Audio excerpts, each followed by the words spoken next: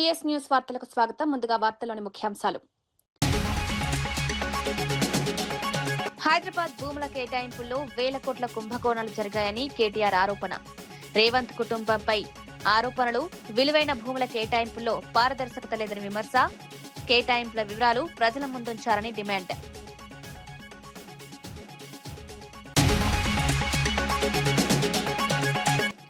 Bharati cements పై red book దౌర్జన్యం చేస్తోందని వీరశేఖర్ రెడ్డి ఆరోపణ. కడప పరిశ్రమలపై కూటమి ప్రభుత్వం కక్ష సాధిస్తోందన్న వీరశేఖర్ రెడ్డి, భారతీ సిమెంట్స్ తో 15,000 కుటుంబాలకు ఉపాధి, పరిశ్రమలను బెదిరిస్తే కొత్త పెట్టుబడులు రావని వ్యాఖ్య. రిటైర్మెంట్ బెనిఫిట్స్ కు 10% కమిషన్ అడిగారన్న మహేశ్వర్ రెడ్డి. రిటైర్డ్ ఉద్యోగి నుంచి కమిషన్ అడిగారన్న ఎల్ఐటి, స్పందించాలని డిమాండ్.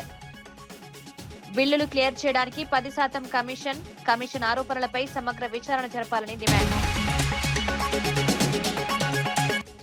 ప్రియాంక ఘటన పోస్ట్ డిలీట్ పై భరత్ ప్రశ్నలు. వివరణ కోరిన నేత పోస్ట్ ను ఎవరిని సూచనతో తొలగించారో చెప్పాలని డిమాండ్.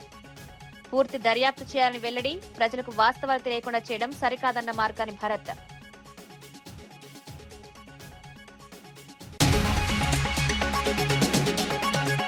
వైసీపీ నిరసనలకు ప్రజలే బుద్ధి చెప్తారన్న మాధవ్. డిఎస్సీ నియామకాలు పారదర్శకంగా జరిగాయి, అక్రమాలకు తావు లేదని వ్యాఖ్య. డిఎస్సీపై వైసీపీ రాజకీయ ప్రయోజనాల కోసమే నిరసనలు. స్థానిక ఎన్నికల్లో కూటమి భారీ విజయం సాధించింది. మెగా డిఎస్సీపై వైఎస్ఆర్సీపీ నిర్వహిస్తున్న నిరసనలపై బీజేపీ రాష్ట్ర అధ్యక్షుడు మాధవ్ తీవ్రంగా స్పందించారు. ఇలాంటి ఆందోళనలను ప్రజలు తిరస్కరిస్తున్నారన్నారు. డిఎస్సీ నియామక ప్రక్రియను ప్రభుత్వం పారదర్శకంగా నిర్వహించిందని స్పష్టం చేశారు. నియామకాల్లో స్పోర్ట్స్ కోటాకు సంబంధించిన అంశంపై కూడా ప్రభుత్వం ఇప్పటికే స్పష్టతనిచ్చిందన్నారు. డిఎస్సీ ప్రక్రియలో ఇలాంటి అక్రమాలకు తావలేదని మాధవ్ పేర్కొన్నారు. వైఎస్ఆర్సీపీ రాజకీయ ప్రయోజనాల కోసం నిరసనలు నిర్వహిస్తోందని విమర్శించారు. ఉద్యోగాల నియామక ప్రక్రియపై ప్రభుత్వం ఇచ్చిన వివరణను ప్రజలు గమనిస్తున్నారన్నారు. మెగా డిఎస్సీ ద్వారా ఉపాధ్యాయ నియామక బృందాలు నిబంధనల ప్రకారమే జరిగాయని తెలిపారు. మరోవైపు రాబోయే స్థానిక సంస్థల ఎన్నికలకు బీజేపీ, కూటమి భాగస్వామి పార్టీలు పూర్తిగా సిద్ధంగా ఉన్నాయన్నారు. విశాఖపట్నంలో కూటమి భారీ మెజారిటీ స్థానాలు గెలుచుకుంటుందని ధీమా వ్యక్తం చేశారు. స్థానిక ఎన్నికల్లో పార్టీ శ్రేణులు సమన్వయంతో పనిచేయాలని సూచించారు. ప్రభుత్వ సంక్షేమ అభివృద్ధి కార్యక్రమాలను ప్రజల్లోకి తీసుకువెళ్లాలని పిలుపునిచ్చారు. ప్రతిపక్షాల విమర్శలకు ప్రజల్లోనే సమాధానం లభిస్తుందన్నారు. డిఎస్సీ అంశాన్ని రాజకీయ వివాదంగా మార్చడం సరికాదని మాధవ్ అన్నారు. ప్రభుత్వం ఇప్పటికే వాస్తవాలను స్పష్టంగా వెల్లడించిందన్నారు. స్థానిక ఎన్నికల్లో కూటమి బలమైన ఫలితాలందిస్తుందని విశ్వాసం వ్యక్తం చేశారు. ప్రతిపక్ష పార్టీ ఏదైతే ఉందో వాళ్ళ హయాంలో ఒక్క జాబ్ క్యాలెండర్ కూడా విడుదల చేయకుండా అన్ని చోట్ల కూడా ఖాళీలు ఉంచడం జరిగింది. మెగా డిఎస్సీలో సుమారు 16,358 రిక్రూట్మెంట్ జరిగింది. ముఖ్యంగా స్పోర్ట్స్ కోటా సంబంధించిన అంశం బయటకు రావడం జరిగింది. వాళ్ళు ఏ పేర్లైతే చెప్పారో ఈ పర్సన్కి రిక్రూట్మెంట్ తప్పు జరిగింది, ఈ విధంగా స్పోర్ట్స్ కోటాలో కరెక్ట్ కాదు అని చెప్పి ఆ విషయం కూడా ప్రజెంట్ చేశారు. విద్యార్థులందరూ కూడా వాళ్ళు ఎవరైతే టీచర్స్గా సెలెక్ట్ అయిన వాళ్ళందరూ కూడా ఆందోళన చేస్తున్నారు. మా యొక్క జీవితాన్ని భగ్నం చేయదు. గతంలో 2008-12లో మీ నాన్నగారి హయాంలో, తర్వాత ఇంకోసారి జరిగిన అంశం కాంగ్రెస్ ప్రభుత్వ హయాంలో జరిగిన ఏవైతే ఉన్నాయో ఆ విధంగా మా జీవితాలు చేయొద్దని చెప్పి ఆందోళన చేస్తున్నారు. కావాలని కూటమి అభివృద్ధి కార్యక్రమాలు, నిధులు రావటం దీన్ని సహించలేక చేస్తున్నారనే విషయం స్పష్టం. కేంద్ర ప్రభుత్వ కార్మిక, రైతు వ్యతిరేక విధానాలను నిరసిస్తూ సిపిఐ ఆధ్వర్యంలో హనుమకొండలో భారీ ర్యాలీ నిర్వహించారు. సిపిఐ శతాబ్ది ఉత్సవాల సందర్భంగా నిర్వహించిన ఈ కార్యక్రమానికి కార్మికులు, రైతులు, పార్టీ నాయకులు, కార్యకర్తలు పెద్ద సంఖ్యలో హాజరయ్యారు. 1000 స్తంభాల ఆలయం నుంచి ప్రారంభమైన ర్యాలీ పబ్లిక్ గార్డెన్ సమీపంలో ముగిసింది. ఎర్ర జెండాలతో త్రిసిటీ ప్రాంతం సందడిగా మారింది. కేంద్రంలోని బీజేపీ ప్రభుత్వం అనుసరిస్తున్న విధానాలు కార్మికులు, రైతులకు నష్టం కలిగిస్తున్నాయని సిపిఐ నేతలు విమర్శించారు. ప్రజా సమస్యలపై మరింత బలమైన ఉద్యమాలు నిర్వహించాల్సిన అవసరం ఉందని పిలుపునిచ్చారు. సిపిఐ జాతీయ కార్యదర్శి పల్లా వెంకట్రెడ్డి, రాష్ట్ర సహాయ కార్యదర్శి తక్కల్లపల్లి శ్రీనివాసరావు తదితరులు ర్యాలీలో పాల్గొన్నారు. కార్మికుల హక్కులను కాపాడేందుకు పోరాటం కొనసాగిస్తామని నాయకులు తెలిపారు. రైతుల సమస్యలు, వ్యవసాయ రంగంలో ఇబ్బందులు, కార్మికుల హక్కులపై కేంద్ర ప్రభుత్వం దృష్టి పెట్టాలని డిమాండ్ చేశారు.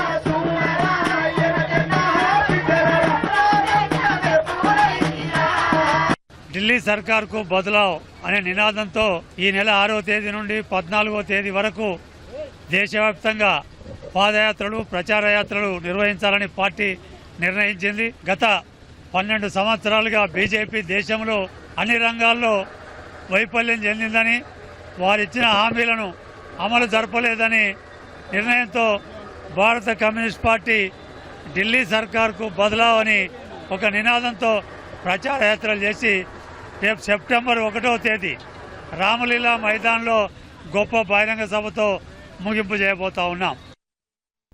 రిటైర్డ్ ఉద్యోగికి రావాల్సిన రిటైర్మెంట్ బెనిఫిట్స్ విడుదల చేయడానికి 10% కమిషన్ అడిగారని బీజేపీ శాసనసభాపక్ష నేత ఏలేటి మహేశ్వర్ రెడ్డి ఆరోపించారు. ఈ ఆరోపణలపై డిప్యూటీ సీఎం భట్టి విక్రమార్క స్పందించాలని డిమాండ్ చేశారు. రిటైర్మెంట్ ప్రయోజనాలు పొందేందుకు ఉద్యోగి నుంచి కమిషన్ అడగడం చట్టబద్దమేనా అని ప్రశ్నించారు. అధికారులు చట్ట ప్రకారం పనిచేస్తున్నారా లేదా మంత్రుల ఆదేశాలను మాత్రమే అమలు చేస్తున్నారా అని నిలదీశారు. మరోవైపు మెగా శ్రీనివాస్ రెడ్డికి 10% కమిషన్ చెల్లించిన తర్వాతే బిల్లులు క్లియర్ చేస్తున్నారనే ఆరోపణలు కూడా మహేశ్వర్ రెడ్డి చేశారు. ఈ వ్యవహారంపై న్యాయమూర్తి రాజశేఖర్ రెడ్డి స్వయంగా సుమోటోగా విచారణను తీసుకోవాలని కోరారు. ప్రభుత్వ శాఖల్లో అవినీతి ఆరోపణలు వస్తే వెంటనే విచారణ జరపాలని డిమాండ్ చేశారు. రిటైర్డ్ ఉద్యోగులకు రావాల్సిన ప్రయోజనాల కోసం కూడా కమిషన్లు అడిగితే అది తీవ్ర సమస్య అన్నారు. అధికారులపై రాజకీయ ఒత్తిళ్లుంటే వాటిని పరిశీలించాలని కోరారు. ప్రజలకు అందాల్సిన ప్రభుత్వ ప్రయోజనాలను ఎలాంటి అవరోధాలు లేకుండా అందేలా చర్యలు తీసుకోవాలని సూచించారు. డబ్బులు వారి అకౌంట్లోకి రావడం లేదని చెప్పి వారు రోడ్డెక్కే పరిస్థితి వచ్చిందంటే ఇంతకన్నా దారుణమైనటువంటి పరిస్థితి ఇంకోటి ఉండదు. కోర్టుకెక్కి కోర్టు నుంచి ఎన్నో ఆర్డర్లు తీసుకొచ్చినా ఫలితం లేదు. 500-600 కంటెంప్ట్ కేసు అయినప్పటికీ కూడా బాధలు తీరుతలేవు. గత చరిత్రలో అనేక మంది అధికారులు ఇలాంటి ఫైళ్ల మీద సంతకం చేసి మరి బాధపడ్డటువంటి పరిస్థితులు మనం చూసాం. చిన్న చిన్న బిల్లులు కూడా క్లియర్ చేసే పరిస్థితులు లేదు. నిమిషానికి 20 లక్షల రూపాయలు అప్పు చేస్తా ఉన్నది. కానీ జిఎస్డిపిలో 50% పైన అప్పులు చేసేటువంటి ఏకైక రాష్ట్రంగా తెలంగాణ నిలబడ్డది. కేంద్ర ప్రభుత్వం నిధులు ఇవ్వకుంటే కనీసం జీతాలు కూడా ఇచ్చుకోలేని పరిస్థితిలో గ్రామ పంచాయతీలు మున్సిపాలిటీలు ఉన్నాయి. ఈయన మాత్రం జల్సాల కోసం, గుత్తదారుల కోసం, కాంట్రాక్టులకు, కమిషన్ల కోసం వేల కోట్ల రూపాయలు గుత్తదారులకు ఖర్చు పెడతా ఉన్నాడు. బట్టి విక్రమార్క ఒక లూటీ విక్రమార్కగా మారిపోయాడు. ఈ రాష్ట్రంలో ఫైనాన్స్ డిపార్ట్మెంట్ ని కమిషన్ డిపార్ట్మెంట్ గా మార్చి ఎక్కడికక్కడ సింగరేణిలో వేల కోట్ల రూపాయల కుంభకోణాలు. లూటీ విక్రమార్క, రేవంత్ రెడ్డి కలిసి రాష్ట్రాన్ని దోచుకుంటున్నమాట వాస్తవం కాదా? పైసల మీద పెట్టే దృష్టి మీరు పాలన మీద ఎందుకు పెడతలేరు? చిన్న కాంట్రాక్టర్లను, రిటైర్డ్ ఎంప్లాయీస్ ని అందరినీ కూడా మీరు కాంప్లైంట్స్ రిజిస్టర్ చేయండి. మీకు అండగా భారతీయ జనతా పార్టీ నిలబడుతుంది. తెలంగాణ ముఖ్యమంత్రి రేవంత్ రెడ్డి, ఆయన కుటుంబ సభ్యులు, అనుచరులపై బీఆర్ఎస్ వర్కింగ్ ప్రెసిడెంట్ కేటీఆర్ తీవ్ర ఆరోపణలు చేశారు. హైదరాబాద్ నగరం పరిసర ప్రాంతాల్లో విలువైన భూములతో పాటు కీలక ప్రాజెక్టుల కేటాయింపులో వేల కోట్ల రూపాయల కుంభకోణాలు జరుగుతున్నాయని ఆరోపించారు. ప్రభుత్వ నిర్ణయాల వెనుక భారీ స్థాయిలో ఆర్థిక ప్రయోజనాలున్నాయని విమర్శించారు. హైదరాబాద్ లో విలువైన భూములను ప్రైవేట్ వ్యక్తులు, సంస్థలకు కేటాయించే విషయంలో పారదర్శకత లేదని ఆరోపించారు. భూముల కేటాయింపులు, ప్రధాన ప్రాజెక్టుల విషయంలో ప్రభుత్వం తీసుకుంటున్న నిర్ణయాలను ప్రజల ముందుంచాలని డిమాండ్ చేశారు. ప్రభుత్వ విధానాల వల్ల రాష్ట్ర ఆస్తులు కొందరి చేతుల్లోకి వెళ్తున్నాయని కేటీఆర్ ఆరోపించారు. హైదరాబాద్ అభివృద్ధి పేరుతో విలువైన భూములను అప్పగించే ప్రయత్నాలు జరుగుతున్నాయని విమర్శించారు.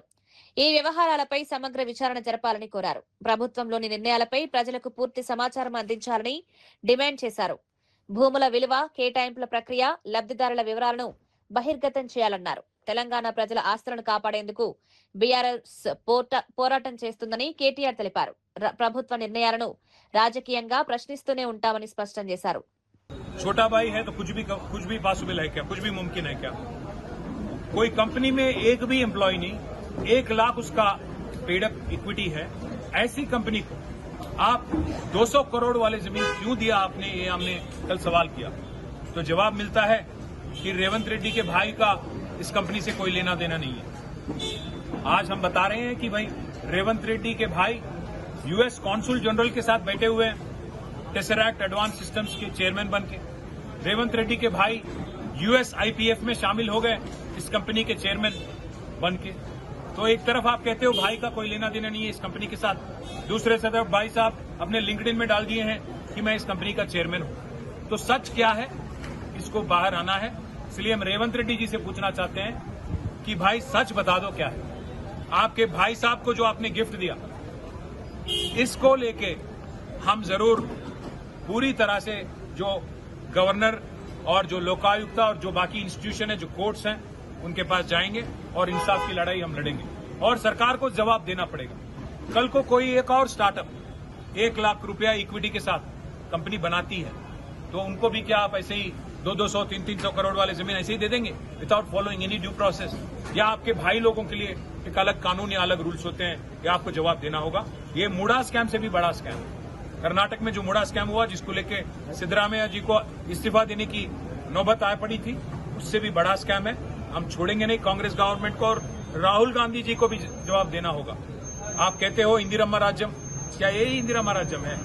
दूसरे तरफ कहते हो कि प्रजा पालना, क्या यही प्रजा पालना है जिसमें रेवंत के भाई कोंडल रेड्डी, तिरुपति रेड्डी, जगदीश रेड्डी और उनके साले साहब सृजन रेड्डी सब के सब आज हजारों करोड़ों के कॉन्ट्रैक्ट करने में लगे तेलंगाना गवर्नमेंट में। इस बात को हम नहीं छोड़ेंगे और बीजेपी से भी हम सवाल करते हैं। हमने शिकायत किया था 1 साल पहले इन सब के बारे में, आज तक आपकी तरफ से कोई जवाब नहीं। क्या इतना क्या अंडरस्टैंडिंग है, ये भी बताना। Thank you. హైదరాబాద్ లో హెచ్ సిటీ ప్రాజెక్టులో భాగంగా కేబీఆర్ పార్క్ పరిసరాల్లో ఫ్లైఓవర్లు, అండర్ పాస్ల నిర్మాణ పనులు జరుగుతున్నాయి. ఈ నేపథ్యంలో ఆగస్టు 18 నుంచి ఆ ప్రాంతంలో కొత్త ట్రాఫిక్ విధానం అమల్లోకి రానుంది. ట్రాఫిక్ రద్దీని నియంత్రించేందుకు వన్ వే ట్రాఫిక్ విధానాన్ని అమలు చేయనున్నట్లు ట్రాఫిక్ సిపి సజ్జనార్ తెలిపారు. నిర్మాణ పనుల కారణంగా వాహనదారులు ఇబ్బందులు పడకుండా ముందస్తు చర్యలు చేపడుతున్నట్లు అధికారులు చెప్పారు. కేబీఆర్ పార్క్ చుట్టుపక్కల ప్రధాన రహదారుల్లో ట్రాఫిక్ మళ్లింపులు ఉండే అవకాశం ఉంది. వాహనదారులు కొత్త మార్గాలను ఉపయోగించాల్సి ఉంటుంది. ట్రాఫిక్ పోలీసులు సూచించే ప్రత్యామ్నాయ మార్గాలను వాహనదారులు పాటించాలని అధికారులు కోరుతున్నారు. ఫ్లైఓవర్లు, అండర్ పాస్ల నిర్మాణం పూర్తయితే ఈ ప్రాంతంలో ట్రాఫిక్ సమస్యలు తగ్గే అవకాశం ఉందని అధికారులు భావిస్తున్నారు. హెచ్ సిటీ ప్రాజెక్టులో భాగంగా నగర మౌలిక వస్తువులను మెరుగుపరిచేందుకు పలు అభివృద్ధి పనులు చేపడుతున్నారు. నిర్మాణ సమయంలో ట్రాఫిక్ నిర్వహణకు ప్రత్యేక ప్రణాళిక రూపొందించారు. ఆగస్టు 18 నుంచి అమల్లోకి వచ్చే వన్ వే విధానంపై వాహనదారులకు ముందుగానే అవగాహన కల్పించనున్నారు. ట్రాఫిక్ పోలీసులు ప్రధాన కూడళ్ల వద్ద సిబ్బందిని ఏర్పాటు చేయనున్నారు. వాహనదారులు ఆంక్షలను పాటించి सहकరించాలని అధికారులు విజ్ఞప్తి చేశారు. कम हो जाएंगे और फैमिली टाइम भी इम्प्रूव हो जाएंगे। सो ये प्रोजेक्ट कंप्लीट करने के लिए थोड़ा चेंजेस करना पड़ता है ट्रैफिक में और कम्यूटर्स को भी। इससे हम लोग अप्रैल में और जून में 2 बार ट्रायल रन किया, एक बार 3 घंटा, एक बार 6 घंटा। हमको मालूम पड़ा कि थोड़ा कहाँ रुकावट है, कहाँ प्रॉब्लम्स है। पब्लिक भी हमको सजेशंस दिया। इसके बाद हम लोग जीएचएमसी और water works, electricity department, TSRTC, ICR सब लोग मिलके एक कोऑर्डिनेशन के साथ हम लोग प्लान किया। देन अभी 18 से इस महीने 18 से हम लोग इसको फुल फ्लेज्ड 6 बजे से वन वे कर रहे। इसकी वजह से पब्लिक को थोड़ा दिक्कत आ सकता है, इसलिए हम लोग रेगुलरली हमारा ट्रैफिक पुलिस एडवाइजरी देते रहते। लोगों को मैं रिक्वेस्ट करूंगा, आप लोग एडवाइजरी दे के आपका ट्रैवल प्लान बनाइए और जो लेन चेंजेस कहाँ करना है उसके हिसाब से करिए, नहीं तो आपको फिर अगेन गोल चक्कर मारना पड़ता है। नहीं, एक थोड़ा भी मिस्टेक है तो भी बिकॉज वहाँ पे आपको फिर अगेन यू टर्न करने का कुछ सुझाव नहीं है। और ये करने के लिए हम लोग, हमारा ट्रैफिक पुलिस अभी 2 शिफ्ट में काम कर रहे हैं। अभी आगे 4 शिफ्ट की साथ हम लोग काम करेंगे। हम लोग हमारा सीसीटीवी नेटवर्क को अप कर रहे और integrated command and control centre से भी हम लोग रेगुलर 24/7 मॉनिटर करेंगे और ड्रोन का भी इस्तेमाल करके कहाँ प्रेशर पॉइंट्स है करके हम लोग देखेंगे। मैं पब्लिक को रिक्वेस्ट करूंगा, आप जैसे पब्लिक कोऑपरेट किया इस बार भी कोऑपरेट करने के लिए। और हम लोग ऑलरेडी 2 बार में पब्लिक बहुत अच्छा से कोऑपरेट किया, मैं उनको बहुत बहुत आभारी हूँ। और जो इस करते वक्त केबीआर जो पार्क को पहले सुबह वॉकिंग आते हैं और शाम में वॉकिंग जो विजिटर्स है उनको अपना प्लान, ट्रैफिक अरेंजमेंट्स का प्लान को रिवाइज करने के लिए मैं रिक्वेस्ट करूंगा और उनको कोऑपरेट करने के लिए मैं रिक्वेस्ट करूंगा। इस काम के बीच में बहुत सारे लोग रॉन्ग साइड ड्राइविंग और ट्रैफिक वायलेशंस करने के लिए सोचते, बट वैसे मत करिए, क्योंकि हम लोग का सीसीटीवी से हम लोग वॉच करते रहेंगे। उसके अलावा आपकी लाइफ सिक्योरिटी के लिए आप लोग रेगुलर ट्रैफिक रूल्स करिए, क्योंकि व्हीकल्स का मूवमेंट बहुत फास्ट हो जाएंगे, इम्प्रूव हो जाएंगे, कनेक्टिविटी इम्प्रूव हो जाएंगे। इसलिए आप लोग रॉन्ग साइड ड्राइविंग मत करिए। जो पहले से आप लोग जैसे कोऑपरेट किया आगे भी, क्योंकि ये प्रोजेक्ट ऑलमोस्ट 1.5 ईयर लगता है, उस टाइम पे आप कोऑपरेट करने के लिए मैं जीएचएमसी की तरफ से, हैदराबाद सिटी पुलिस की तरफ से और सब गवर्नमेंट की तरफ से पब्लिक सबको रिक्वेस्ट कर रहा हूँ। सर एस्टिमेटेड टाइमिंग क्या रहेगी सर? 1.5 ईयर तक 1.5 ईयर तक ये प्रोजेक्ट कंप्लीट होने का है चांस है। सर सिर्फ यहीं के लिए सर मासा टैंक टोली चौकी के साइड भी कोई आप लोगों का प्लान है ट्रैफिक के लिए? नहीं कुछ नहीं, यहीं पे KBR के अराउंड ही रहता है। नहीं सर, उधर भी तो ट्रैफिक के इश्यूज है ना सर। उसके हिसाब से वो चलते रहते हैं, जब ये एंटर होते हैं अग्रेसन वो చేయడం తనకు అనవసరమైన నిర్ణయంగా అనిపిస్తోందని ఫిరాయింపు ఎమ్మెల్యే పోచారం శ్రీనివాస్ రెడ్డి చేసిన వ్యాఖ్యలు తెలంగాణ రాజకీయాల్లో సంచలనంగా మారాయి. కేసీఆర్ ని మోసం చేసి పార్టీ మారడం తనకు ఇష్టం లేదని, అయితే కొన్ని రాజకీయ పరిణామాల కారణంగా పార్టీ మారాల్సి వచ్చిందని తెలిపారు. కేసీఆర్ వల్లే తన నియోజకవర్గంలో అభివృద్ధి జరిగిందని తానే చెప్తున్నానన్నారు. తనకు అన్నం పెట్టిన వ్యక్తిని మర్చిపోవడం కష్టంగా ఉందని వ్యాఖ్యానించారు. తాను జాతీయ జెండాను మాత్రమే కప్పుకున్నానని, కాంగ్రెస్ జెండా కాదన్నారు. ముఖ్యమంత్రి రేవంత్ రెడ్డి మాటలను కొందరు మంత్రులు లెక్క చేయడం లేదని ఆరోపించారు. తన నియోజకవర్గ అభివృద్ధికి నిధులు ఇవ్వాలని సీఎం స్వయంగా భట్టి విక్రమార్క, పొంగులేటి శ్రీనివాస్ రెడ్డికి చెప్పినా వారు పట్టించుకోలేదన్నారు. 6 నెలల్లో బాన్సువాడ నియోజకవర్గంలోని పెండింగ్ సమస్యలు పరిష్కరిస్తామని సీఎం చెప్పినందుకే తాను పార్టీలో చేరానన్నారు. అయితే మంత్రులకు ఎన్నిసార్లు ఫోన్ చేసినా స్పందించడం లేదని ఆరోపించారు. పొంగులేటి, భట్టి కూడా సీఎం మాట వినడం లేదన్నారు. వేం నరేందర్ రెడ్డికి 50 సార్లు ఫోన్ చేసినా ఫోన్ ఎత్తలేదని చెప్పారు. గతంలో ఫిరాయింపు ఎమ్మెల్యేలతో సీఎం సమావేశం నిర్వహించినప్పుడు తాను నేరుగా రేవంత్ రెడ్డిని ప్రశ్నించారని తెలిపారు. తాను అమ్ముడుపోయానా, తన ఎమ్మెల్యే పదవిని కొనుగోలు చేశారా అని ప్రశ్నించినట్లు పోచారం వెల్లడించారు. ప్రధానమంత్రి అదిగా పూరా చెప్పిన ఆ కథ వేరు లీగల్ గా. ఇప్పుడు ఈ పరిస్థితిలో మనం ఇక్కడ ఆగినాం. దానికి కొంతమంది రకరకాలుగా మాట్లాడుతారు. తర్వాత మొన్న నవంబర్ 7 తారీఖు నాడు సీఎం గారింటికి మీటింగ్ అయితే పోయినా, అందరు ఎమ్మెల్యేలకు మాట్లాడుతుంటే మాకు కూడా పిలిచాడు. అది ఫిరాయింపుదారుల ఎమ్మెల్యే మీటింగ్ పెడితే అందరం పోయినాం. మీటింగ్ అయినాక విడివిడిగా మాట్లాడి పోయినాం. పొంగులేటి శ్రీనివాస్ రెడ్డి కూర్చున్నాడు, బట్టి కూర్చున్నాడు ఆయన పొలిటికల్ ఆ ఛాంబర్లో. నేను పోయి శ్రీనివాస్ రెడ్డి రేవంత్ రెడ్డి గారు లేచాడు, కూర్చోసేనని అన్నాడు. ఒకటి అడిగితే సమాధానం చెప్పినా కూర్చుంటా అన్నా. ఏందన్నాడు, నేను నీకు 21 జూన్ నాడు నాకు కండువ కప్పిన రోజు నాకేమైనా పైసలు ఇచ్చినావా? మెడికో ప్రియాంక ప్రమాద ఘటనపై తాను సోషల్ మీడియా పేజ్ లో చేసిన పోస్టును మెటా సంస్థ ద్వారా తొలగించారని రాజమండ్రి మాజీ ఎంపీ, వైఎస్ఆర్సీపీ జాతీయ అధికార ప్రతినిధి మార్గాని భరత్ ఆరోపించారు. తన పోస్టును ఎవరి సూచనలతో తొలగించారో పోలీసులు, రాష్ట్ర ప్రభుత్వం స్పష్టం చేయాలని డిమాండ్ చేశారు. ఆ పోస్టులో అప్రజాస్వామికంగా ఏముందని ఆయన ప్రశ్నించారు. ప్రజల ఘటనకు సంబంధించిన సమాచారం తెలియకుండా చేయాల్సిన అవసరం ఏముందని నిలదీశారు. ప్రమాద ఘటనపై వాస్తవాలు ప్రజలకు తెలియాల్సిన అవసరం ఉందన్నారు. స్థానిక ఎమ్మెల్యే ఈ ఘటనను కేవలం హిట్ అండ్ రన్ గా ఎలా ధృవీకరించారని భరత్ ప్రశ్నించారు. ఘటనపై పూర్తి స్థాయి దర్యాప్తు జరపాలని డిమాండ్ చేశారు. బాధితురాలికి న్యాయం చేయాలని కోరారు. సోషల్ మీడియా పోస్టుల తొలగింపుపై కూడా ప్రభుత్వం స్పష్టతనివ్వాలని కోరారు. ప్రజలకు సమాచారం అందకుండా చేసే ప్రయత్నాలు ప్రజాస్వామ్యానికి మంచిది కాదని వ్యాఖ్యానించారు. ప్రమాదం జరిగిన తీరుపై అనేక అనుమానాలున్నాయని, వాటిపై ఆరోపణలు సమగ్రంగా విచారణ చేయాలని కోరారు. బాధిత కుటుంబానికి న్యాయం జరిగేలా చర్యలు తీసుకోవాలని డిమాండ్ చేశారు. అలా అడుగుతా ఉన్నా, అసలు మనం ప్రజాస్వామ్యంలో బతికున్నామా? అసలు నేను ఇక్కడ ఉన్న స్థానికంగా ఉన్న ఎమ్మెల్యేని అడుగుతా ఉన్నా, బాధ్యత లేదా నీకు? స్థానికంగా ఉన్న ఎమ్మెల్యేకి బాధ్యత లేదా? ఇంత పెద్ద దుర్ఘటన జరిగితే అసలు నీకు ఎంత అహంకారంతో ఇది కేవలం మద్యం మత్తులో జరిగిన హిట్ అండ్ రన్ కేసు అని నువ్వు ఎలా ధృవీకరిస్తావు? నువ్వెవరు ధృవీకరించడానికి? అంటే ఇదంతా కూడా చాలా పెద్ద స్టోరీ జరిగింది. 3 రోజుల పాటు హై డ్రామా జరిగింది. నిందితుల్ని కాపాడే ప్రయత్నం చేశారు. ఆ కాపాడే ప్రయత్నం ఎవరు చేశారు? ఇవి కదా బయటికి రావాల్సింది. నేను ఇవాళ చెప్తా ఉన్నా, చంద్రబాబు నాయుడు గారికి హెచ్చరిస్తా ఉన్నా, ముఖ్యమంత్రికి, ఢిల్లీలో నిర్భయ ఘటన ఏ రకంగా అయితే జరిగిందో, కోల్కతాలో డాక్టర్ అభయ స్వాతంత్ర దినోత్సవ వేడుకలకు ఢిల్లీ సిద్ధమవుతోంది. ఆగస్టు 15న ఎర్రకోటపై జరిగే జాతీయ పతాకావిష్కరణ కార్యక్రమంలో భాగంగా నిర్వహించే 21వ గన్ సెల్యూట్ కు భారత సైన్యం రిహార్సల్స్ నిర్వహించింది. ఎర్రకోట సమీపంలోని దంగల్ పార్కులో ఆర్టిలరీ బృందాలు నిర్ణీత సమయానికి అనుగుణంగా విన్యాసాలు అభ్యసించాయి. స్వాతంత్ర దినోత్సవం రోజున ప్రధాని జాతీయ పతాకాన్ని ఆవిష్కరించిన అనంతరం 21 గన్ సెల్యూట్ ఇవ్వడం ఆనవాయితీగా వస్తోంది.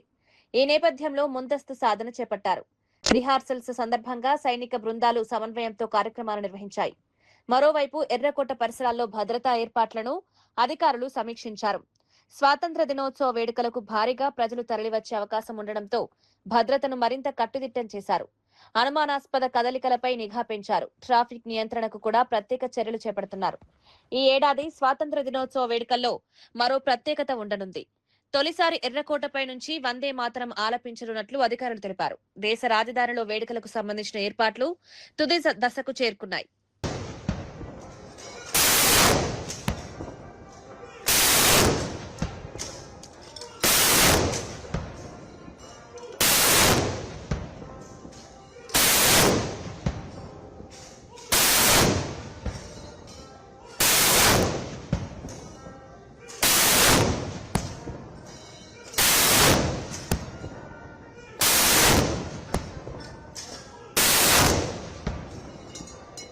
కడపలో వేలాది కుటుంబాలకు ఉపాధి కల్పిస్తున్న భారతీ సిమెంట్స్ పరిశ్రమపై కూటమి ప్రభుత్వం రెడ్ బుక్ పేరుతో దౌర్జన్యానికి పాల్పడుతోందని వైఎస్ఆర్సీపీ రాష్ట్ర అధికార ప్రతినిధి వీరశేఖర్ రెడ్డి ఆరోపించారు.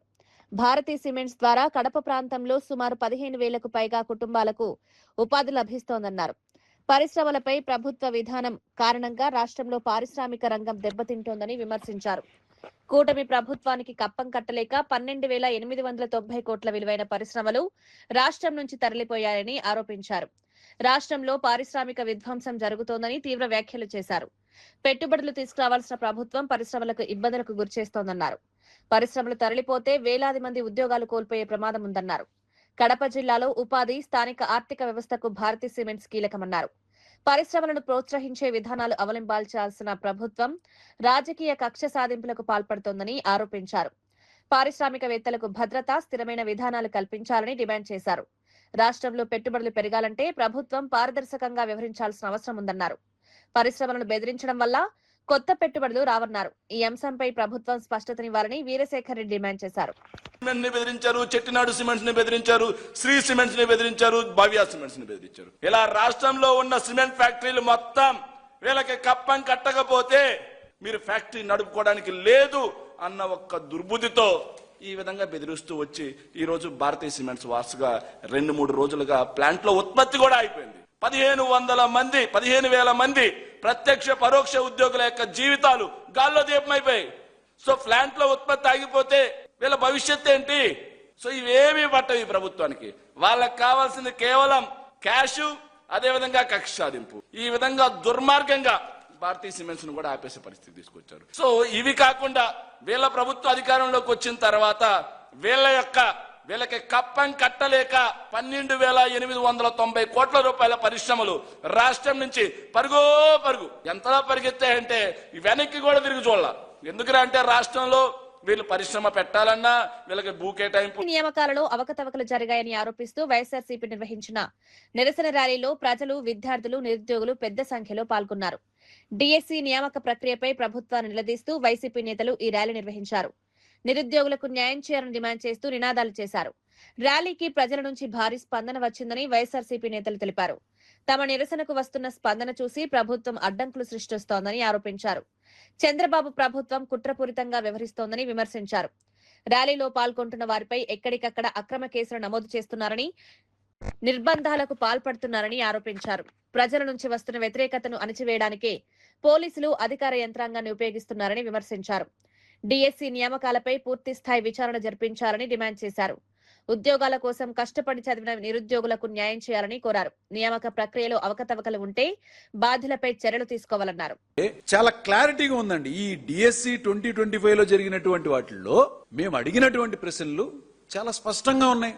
మొట్టమొదటి ఏంటండి, కన్వీనర్ ని పక్కన పెట్టి యాక్చువల్ గా డిఎస్సి డిస్ట్రిక్ట్ సెలక్షన్ కమిటీలో ఆ డిస్ట్రిక్ట్ ఇన్ఛార్జ్ అయినటువంటి కలెక్టర్ గారు మొత్తం సర్టిఫికేట్ వెరిఫికేషన్ ఇవన్నీ చూడాల్సినటువంటి బాధ్యత జరగాల్సింది. వీటన్నిటిని కూడా ఏం చేశారు, సెంట్రలైజ్ చేశారు, కేంద్రీకరణ చేసేసి ఒక చోట నుంచి అన్ని కూడా రిక్రూట్మెంట్ ప్రాసెస్ అంతా స్టార్ట్ చేశారు. అది కూడా ఆ బాధ్యతను కూడా ఎవరి చేతి పెట్టారండి, ఎస్సీఆర్డి డైరెక్టర్కే మొత్తం పగ్గాలు అప్పగించేశారు. సరే, అక్కడ అప్పగించినందుకు ఏమన్నా పారదర్శకంగా జరిగిందా అంటే, ఇంకొకటి మా నుంచి వచ్చిన ప్రశ్న ఏంటంటే, ఈ ప్రశ్నాపత్రాలు అప్లోడింగ్ గాని ఈ డిజిటల్ నిర్వహణ గాని అంతా కూడా జరగాల్సింది చాలా సీక్రెట్ గా జరగాలి. మరి అది ఏం జరిగింది అనుకుంటున్నారు? ఏదైతే బయట అవుట్ సోర్సింగ్ వాళ్ళకి కొంతమందికి పిలిచి వాళ్ళకి ఆ ప్రశ్న పత్రాలకు సంబంధించినటువంటి తయారీ గాని అప్లోడింగ్ గాని ప్రశ్నలన్నీ కూడా వాళ్ళ చేతికి ఇచ్చారు. ఎక్కడ సీక్రసీ ఉంది? మూడో ప్రశ్న, ఈ పరీక్షల వ్యవస్థలో పనిచేసే వ్యక్తికి టాప్ ర్యాంక్ ఆ అవుట్ సోర్సింగ్ విద్యార్థి ఉన్నాడండి పురం నవీన్ అని, ఆయన సోషల్ స్టడీస్ లో కృష్ణా జిల్లాలో టాపర్కి వచ్చి. ఎవరైనా ఒక ప్రశ్నపత్రం తయారు చేసేటువంటి వ్యక్తి అతనే ఎగ్జామ్ రాస్తే ఎంత చిన్న లాజిక్ అండి ఇది. మాజీ మంత్రి సీదిరి అప్పలరాజును రాజకీయంగా ఎదుర్కోవాలని, ఆయన కుటుంబ సభ్యులను రాజకీయ వివాదాల్లోకి రాగవద్దని ఆయన సతీమణి శ్రీదేవి కోరారు. తన భర్త ఒక డాక్టర్ గా ఎంతో మంది ప్రాణాలను కాపాడారని, మంత్రిగా ఉన్న సమయంలో జిల్లాలో అనేక అభివృద్ధి పనులు చేశారని తెలిపారు. అలాంటి వ్యక్తిపై ఇప్పుడు క్రిమినల్ ముద్ర వేస్తున్నారని ఆవేదన వ్యక్తం చేశారు. రాజకీయంగా తన భర్తను ఎదుర్కోవాలని, అయితే చదువుకుంటున్న తన బిడ్డను రాజకీయాల్లోకి లాగడం, వేధించడం ఎంతవరకు సమంజసమని ప్రశ్నించారు. రాజకీయ ప్రత్యర్థులపై విమర్శలు చేయడం వేరు, కుటుంబ సభ్యులను ఇబ్బందులకు గురిచేయడం వేరన్నారు. తన భర్తపై ఏవైనా ఆరోపణలుంటే చట్టపరంగా ఎదుర్కోవాలని కోరారు. పిల్లల భవిష్యత్తును రాజకీయ వివాదాలకు దూరంగా ఉంచాలని విజ్ఞప్తి చేశారు. రాజకీయ కక్ష సాధింపులకు కుటుంబ సభ్యులను లక్ష్యంగా చేసుకోవడం సరికాదని శ్రీదేవి వ్యాఖ్యానించారు. తన భర్త చేసిన సేవలను ప్రజలు గుర్తుంచుకున్నారన్నారు. డాక్టర్ గా ఆయన చేసిన సేవలను, మంత్రిగా జిల్లాకు చేసిన కార్యక్రమాలను ఆమె గుర్తు చేశారు. రాజకీయంగా విమర్శలు ఎదురైనా చట్టపరమైన విధానంలోనే వ్యవహరించాలని కోరారు. గోడాను లేన్పు అనే నిందలు వేసి అరెస్ట్ చేసి జైలుకి పంపించడం జరిగింది. ఒక తల్లిగా చంద్రబాబు నాయుడు గారికి అడగాలనుకుంటున్నాను. అది ఏమంటే, చిన్నపిల్లలు రాజకీయాలు చేయకుండా, కక్షపూర్తిగా రాజకీయాలు చేయకుండా, ఒకవేళ రాజకీయ కక్షలు, రాజకీయ విభేదాలు ఏమైనా ఉంటే మా ఆయన అప్పలరాజు గారి మీద పోరాడండి. చిన్నపిల్లల మీద రాజకీయాలు చేసి హత్య నేరం కింద మార్చి దాన్ని విక్రీకించి దాన్ని ముందుకు తీసుకెళ్ళడం ఎక్కడి వరకు న్యాయమని ప్రతి ఒక్కరికి అడుగుతున్నాను. ఈరోజు గత 10 సంవత్సరాలుగా మేము అధికారంలో ఉన్నాము. అధికార పార్టీగా అలాగే ప్రతిపక్ష పార్టీగా మేమందరూ కూడా మీ ముందునే ఉన్నాము. అధికార విభేదాలు అలాగే అధికారంగా ఏమైనా ముందుకు తీసుకొని వెళ్ళాలంటే ప్రతి ఒక్క దాంట్లో కూడా పనిచేసాం. కానీ మేము ఏ పార్టీ కోసం కుటుంబ రాజకీయాలు అయితే మేము ఎప్పుడు కూడా చేయలేదు. బెంగాల్ మాజీ ముఖ్యమంత్రి, తృణమూల్ కాంగ్రెస్ అధినేత్రి మమతా బెనర్జీ తన కాన్వాయ్ పై జరిగిన దాడిపై స్పందించారు. తన కాన్వాయ్ పై పెద్ద ఇటుకలతో దాడి చేయడంతో ఛాతీలో నొప్పి వచ్చిందన్నారు. దాడి జరిగిన తర్వాత 2 రోజుల పాటు తాను ఎవరితో మాట్లాడలేకపోయానన్నారు. ఈ ఘటనను ప్రజలు గమనిస్తున్నారని మమతా బెనర్జీ వ్యాఖ్యానించారు. దాడికి పాల్పడిన వారిపై అరెస్టులు చేయాల్సిన బాధ్యత పోలీసులదేనన్నారు.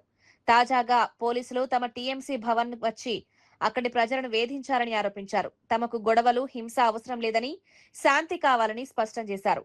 ప్రజాస్వామ్యంలో రాజకీయ విభేదాలు ఉన్నప్పటికీ హింసకు తావు ఉండకూడదన్నారు. తన కాన్వాయ్ పై జరిగిన దాడిపై పోలీసులు సమగ్రంగా విచారణ జరిపి బాధ్యులపై చర్యలు తీసుకోవాలని డిమాండ్ చేశారు. ఘటనకు సంబంధించిన వివరాలను అధికారులు వెలుగులోకి తీసుకురావాలన్నారు. మరోవైపు టీఎంసీ నేతలు కూడా ఈ ఘటనపై ఆందోళన వ్యక్తం చేశారు. రాజకీయంగా తమను అణచివేసేందుకు ప్రయత్నాలు జరుగుతున్నాయని ఆరోపించారు. चित्तरंजन दास, नेताजी सुभाष चंद्र बोस, खुदीराम प्रफुल्ल चाकी, विनय बादल दिनेश, मातंगिनी हाजरा से लेकर जितना लोग, मौलाना अबुल कलाम आजाद, तेग बहादुर सिंह, गुरु गोविंद सिंह, जो लोगों ने हमारा देश के लिए लड़ाई किया है, उसका लड़ाई में हम लोगों ने अभी भी श्रद्धांजलि अर्पित किया है और हर तरह हर सेकंड में हम करते हैं.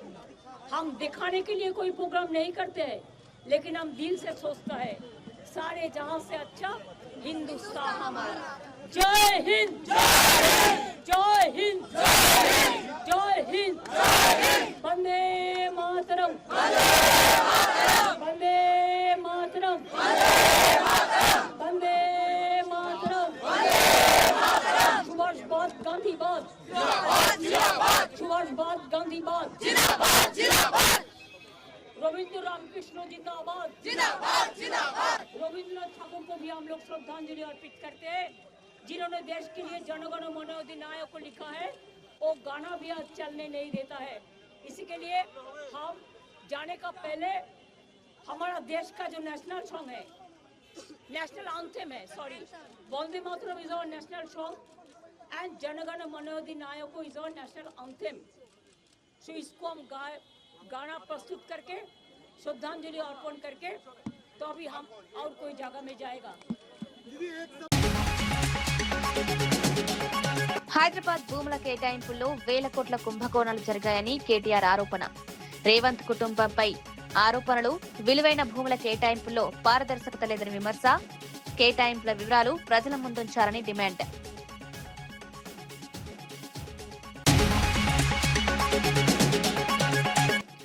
భారతీ సిమెంట్స్ పై రెడ్ బుక్ దౌర్జన్యం చేస్తోందని వీరశేఖర్ రెడ్డి ఆరోపణ.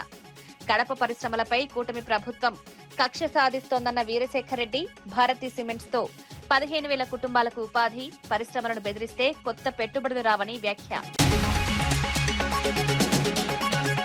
రిటైర్మెంట్ బెనిఫిట్స్ కు 10% కమిషన్ అడిగారన్న మహేశ్వర్ రెడ్డి. రిటైర్డ్ ఉద్యోగి నుంచి కమిషన్ అడిగారన్న ఎల్ఐటి, స్పందించాలని డిమాండ్. బిల్లులు క్లియర్ చేయడానికి 10% కమిషన్ ఆరోపణలపై సమగ్ర విచారణ జరపాలని డిమాండ్. ప్రియాంక ఘటన పోస్ట్ డిలీట్ పై భరత్ ప్రశ్నలు. వివరణ కోరిన నేత, పోస్ట్ ను ఎవరిని సూచనతో తొలగించారో చెప్పాలని డిమాండ్. పూర్తి దర్యాప్తు చేయాలని వెల్లడి. ప్రజలకు వాస్తవాలు తెలియకుండా చేయడం సరికాదన్న మార్గాని భరత్.